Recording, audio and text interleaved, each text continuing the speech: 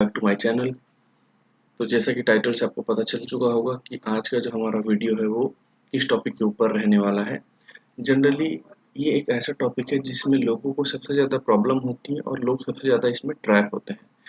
और ये जो है सबसे इम्पोर्टेंट लेवल होते हैं, क्योंकि जब मार्केट इस लेवल को ब्रेक करती है तो मार्केट में बहुत बड़ा बाई या फिर सेल होता है। क्यों? क्योंकि बहुत एक जब इम्पोर्टेंट लेवल ब्रेक होता है तो जो अगर सपोज करो कि मार्केट ऊपर के लिए ब्रेक कर रही है तो जितने भी सेलर है वो भी बाई में कन्वर्ट हो जाते हैं और नए नए बायर एक्टिवेट होते हैं।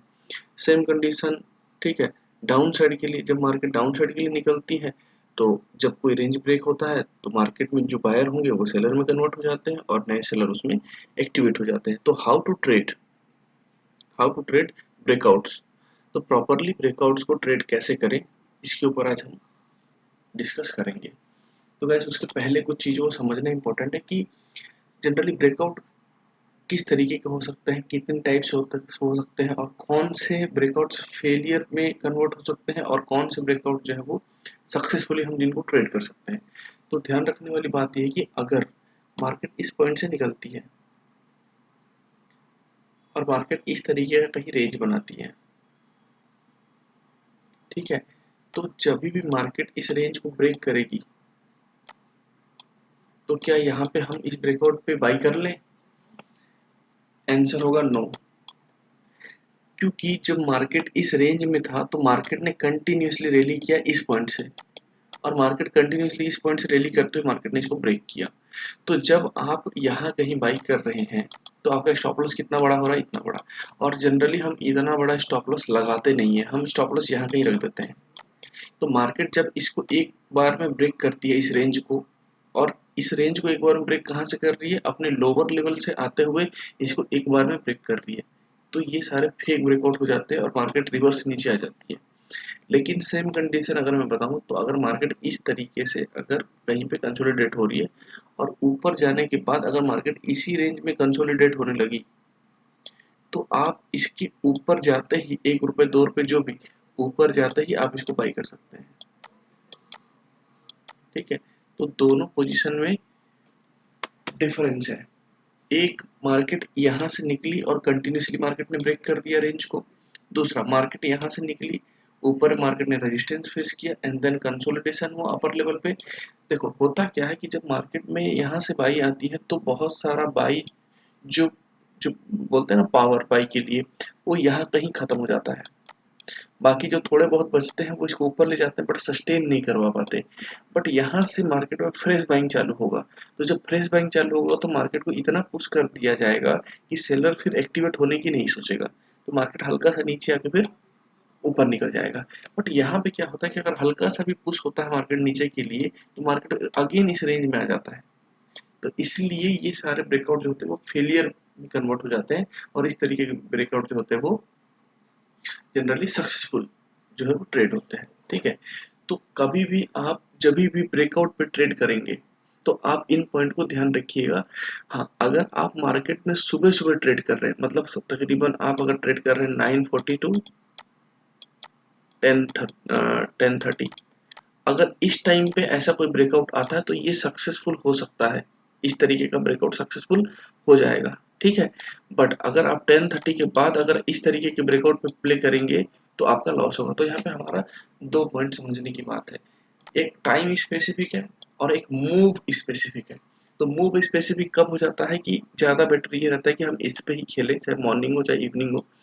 तो बेटर ये होता है कि अगर मार्केट एक रेंज में फंसी हुई है तो कोशिश ये किया जाए कि मार्केट ऊपर के लेवल पे सस्टेन होने के बाद ब्रेकआउट दे, या फिर अगर इस तरीके का कोई ब्रेकआउट आता भी है तो वेट कीजिए, मार्केट को पुल बैक करने दीजिए और यहीं कहीं पे अगर मार्केट एक बड़ी सी ग्रीन कलर की कैंडल बनाती है देन हम बाई कर सकते हैं और यहाँ पे स्टॉप लॉस लगा सकते हैं।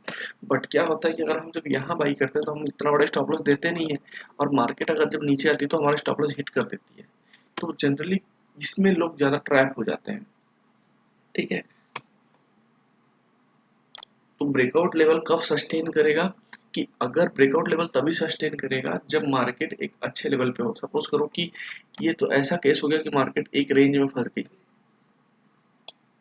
ठीक है, इसी रेंज में मार्केट कंटिन्यूसली ट्रेड कर रही है, लेकिन ध्यान रहे जब मार्केट एक रैली करके अपने 50% के लेवल पे आती है तो मार्केट फिर यहाँ जाके रुकेगी नहीं, मार्केट इसको ब्रेक कर देगी, या तो रिवर्स हो जाएगी या तो ब्रेक कर देगी। तो ये कंडीशन और ये कंडीशन दोनों में फर्क है।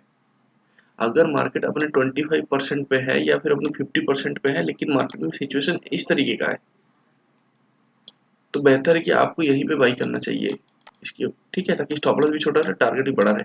लेकिन जब मार्केट इस तरीके से ऊपर जाने के बाद कंटिन्यूसली नीचे के लिए आ जाती है, ठीक है, उसके बाद अगर यहाँ से फ्रेश बाइंग चालू होती है, तो देखो यहाँ पे जिगजैग सिचुएशन है, यहाँ पे कोई जिगजैग सिचुएशन नहीं है। तो फिलहाल के लिए मार्केट इसको एक बार में ही ब्रेक कर देगी और हमको यहाँ पे एग्जिट करना पड़ेगा, ठीक है। तो दोनों चीजों में फर्क है, इन दोनों चीजों को समझिए। अब हम चार्ट्स पे चलते हैं कि एक्चुअल सिनेरियो में हमको प्ले कैसे करना है, ठीक है। तो गाइस आप देख रहे हैं ये बैंक निफ्टी का चार्ट है, और क्लियरली ये पता चल रहा है कि मार्केट का जो कल का लेवल था, मार्केट इस लेवल से इस लेवल पे मार्केट सस्टेन हुई थी, ठीक है। मार्केट डायरेक्ट गैप डाउन खुली, गैप डाउन खुलने के बाद मार्केट नीचे आया और एक रेंज में फंस गया। अब मैंने आपको क्या बोला था, अगर मार्केट एक ही रेंज में फंस जाए तो हो सकता है कि ये जो आपका मूव है इसके 50% में फंस जाए, या हो सकता है 25% में फंस जाए। दोनों ही केस में आपको उसी ब्रेकआउट पे प्ले करना है कि अगर मार्केट यहाँ पे डायरेक्ट आपके इसको ब्रेक कर देती है तो नो ट्रेड, क्योंकि मार्केट मूव यहाँ से शुरू हुआ है और यहाँ आते आते तो स्ट्रेंथ भी खत्म हो चुकी है, स्ट्रेंथ भी यहाँ पे खत्म हो चुका है। तो मार्केट यहाँ पे मूवमेंट करके फिर रिटर्न जोन चला जाएगा और तब तक आपका स्टॉप लॉस हिट हो जाएगा। अगर मार्केट इस लेवल पे आने के बाद इस तरीके से रुकती है एंड देन ब्रेकआउट देती है, तब हम यहाँ पे सेलिंग का पोजीशन उठा सकते हैं, ठीक है। चलिए अब चलते हैं, हम बैक टेस्टिंग करते हैं, थोड़ा और पीछे चलते हैं। देखिए यहाँ पे क्या था कि मार्केट एक रेजिस्टेंस को बार बार हिट कर रहा था, ठीक है। तो अगर मार्केट यहाँ से ऊपर के लिए निकली और यहाँ पे ब्रेकआउट दिया है तो क्या खेलना चाहिए? जनरली नहीं खेलना चाहिए। अगर मार्केट यहाँ कहीं जाने के बाद यहाँ पे सस्टेन करती और फिर अगर ब्रेकआउट आता तो हम इसको बाई कर सकते थे, बट जब मार्केट एक बार में इस लेवल को ब्रेक करती है तो हमको वेट करना चाहिए कि मार्केट यहाँ पे सस्टेन हो एंड देन ब्रेकआउट हो तो ट्रेड करें, ठीक है। सेम कंडीशन मार्केट में यहाँ पे एक एक swing, two swing and third swing, तो क्या हम यहाँ पे ट्रेड ले, मार्केट यहाँ से चलते हुए आ रही है, तो यहाँ पे अगर आपको लग रहा है कि नहीं यहाँ से इतनी जो दूरी यहाँ पे हमारा स्टॉप लॉस बहुत छोटा है, तो आप यहाँ पे ट्रेड ले सकते हैं ताकि मार्केट रिटर्न अंदर भी जाए तो स्टॉप लॉस हिट नहीं हो तो मार्केट बाहर आ जाए। बट अगर आप इतना स्टॉप लॉस नहीं दे सकते, ध्यान रखिएगा जो बोल रहा हूँ, अगर आप इतना बड़ा स्टॉप लॉस नहीं दे सकते तो बेहतर है कि आप पुल बैक होने दीजिए मार्केट को और यहाँ कहीं खेलिए, इस पुल बैक पे प्ले कीजिए, ठीक है। सपोज करो कि यहाँ बाई करना चाहते हो, करो, लेकिन यहाँ का स्टॉप लॉस, तो ये स्टॉप लॉस काफी बड़ा हो जा रहा है, तो हम यहाँ पे प्ले नहीं करेंगे, नो ट्रेड, ठीक है। चलिए पीछे चलते हैं, देखते हैं। अब देखिए यहाँ पे मार्केट कंटिन्यूसली एक लेवल पे सस्टेन हुआ, ये ऊपर का रेंज है। मैंने कहा था कि अगर मार्केट यहाँ से गिर रही है तो सडनली ब्रेक करेगी तो हम ट्रेड नहीं लेंगे, यहाँ से गिर रही है ब्रेक करी नहीं लिए ट्रेड, मार्केट रुकी अब ब्रेक करती तो ट्रेड लेते, लेकिन मार्केट अब ऊपर चले गई, ठीक है। अब क्या हुआ, मार्केट ऊपर गई फिर नीचे आई, अब देखिए मार्केट एक लेवल पे रुक गई एकदम कंसिस्टेंटली। अब हमारा जैसे ही हाई पे मार्केट निकलेगा हम तुरंत इसको बाई कर सकते हैं, ठीक है। चलिए और देखते हैं, यहाँ पे एक देखिए मार्केट कंटिन्यूसली इस ट्रेंड लाइन पे सपोर्ट ले रहा था, अब यहाँ से मार्केट गिरना शुरू हुआ, तो अगर हम यहाँ पे खेलते हैं तो आपको स्टॉप लॉस भी यहाँ पे देना पड़ेगा ताकि मार्केट अगर अंदर जाए भी तो हमारा स्टॉप लॉस हिट ना हो। अगर हम स्टॉप लॉस नहीं दे सकते तो हम पूरा वेट करेंगे, एक पुल बैक होगा, ठीक है। ये पुल बैक ऑलमोस्ट 25% का पुल बैक है, उसके बाद हम यहाँ पे प्ले कर सकते हैं, बट यहाँ पे प्ले करना रिस्की है अगर आप यहाँ का स्टॉप लॉस नहीं लगा सकते तो। लेकिन क्या होता अगर मार्केट यहाँ पे आने के बाद अगर इस तरीके से रुक जाती तो हम यहीं का स्टॉप लॉस लगा के हम प्ले कर सकते थे। ठीक है, देखिए यहाँ पे क्या हुआ, मार्केट एक लेवल पे रुकी। अगर आप यहाँ पे स्टॉप लॉस लगा सकते हैं तो आप ब्रेक होते ही खेल सकते हैं, अदरवाइज नहीं। ठीक है, ये रेंज को देखिए, मार्केट ऊपर आया और मार्केट कंटिन्यूअसली साइडवेज हो गया। तो मार्केट अगर अब इस लेवल को ब्रेक करेगी भी तो हम नहीं खेलेंगे, नो ट्रेड। हम वेट करेंगे कि मार्केट यहाँ पे सस्टेन हो जाए एंड देन ब्रेकआउट हो। ठीक है, भी देखते हैं। यहाँ पे मैंने कहा था कि अगर मार्केट एक रेंज में चल रहा है और अगर इस लेवल के पास आके रुक जाए एंड देन ब्रेकआउट दे तो तुरंत हम ले लेंगे। जैसे यहाँ पे रुका तो ये तुरंत ब्रेकआउट पे खेलेंगे हम। ठीक है, यहाँ पे देखिए मार्केट इस रेंज ही इतना छोटा है कि तुरंत ब्रेक हुआ हम खेल सकते हैं यहाँ पे। लेकिन अगर यही रेंज बड़ा होता तो मैं कहता ऊपर पहले रुकने दो एंड देन ब्रेक होने दो। ठीक है, क्योंकि आप यहाँ पे प्ले करके आप यहाँ का स्टॉप लॉस, नीचे के स्विंग का स्टॉप लॉस रख सकते हैं, कोई दिक्कत नहीं है। बट जब हम यहाँ पे स्टॉप लॉस रख के यहाँ पे बाई करते हैं ब्रेक होने के बाद, तो हमारा स्टॉप लॉस बहुत काफी बड़ा हो जाता है। तो इन सारी जगहों को इग्नोर करते हैं। ठीक है,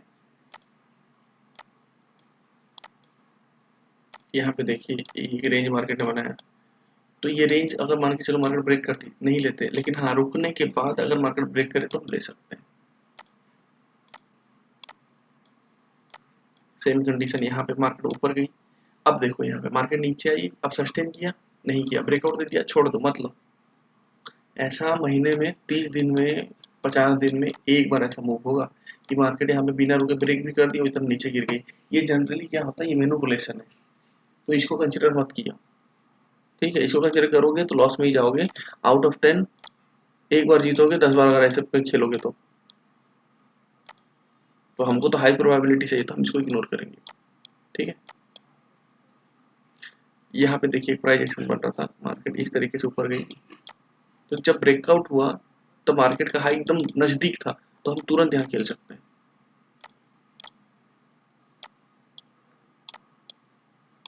ये देखिए मार्केट, ये एक बार टच हुआ, दो बार टच हुआ, उसके बाद मार्केट रुक गया, तो जैसे ही मार्केट नीचे निकलेगी हम खेल सकते हैं।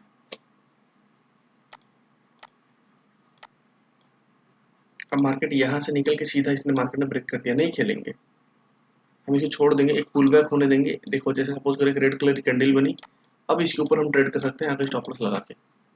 बट अगर ग्रीन ग्रीन बनता तो हम इसको इग्नोर कर देते।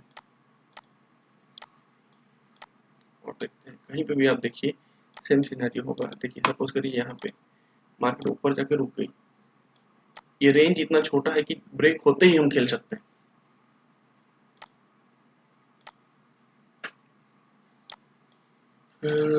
जैसे देखो ये बड़ा रेंज है, मार्केट आई यहाँ पे रुकी। ठीक है, अब तो अगले दिन ही डायरेक्ट गैप डाउन ही मार्केट खुल गया, तो इसकी तो अलग ही सीन हो गया, छोड़ दो इसको।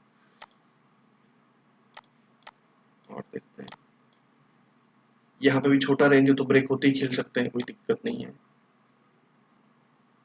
ठीक है, यहाँ पे देखो ये रेंज छोटा नहीं है, बैंक निफ्टी का ये बहुत बड़ा स्टॉप लॉस होता है, ये छोटा रेंज है।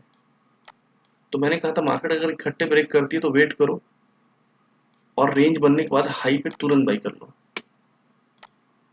ठीक है, ये देखो ये रेंज इतना छोटा है ना कि तुरंत ब्रेक होते ही हम खेल सकते हैं, वेट करने की जरूरत नहीं है। ठीक है, लेकिन ये रेंज छोटा नहीं है,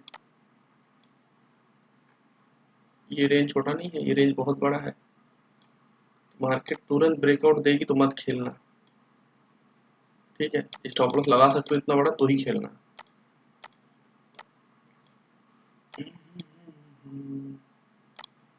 ये देखो ये रेंज देख रहे हो,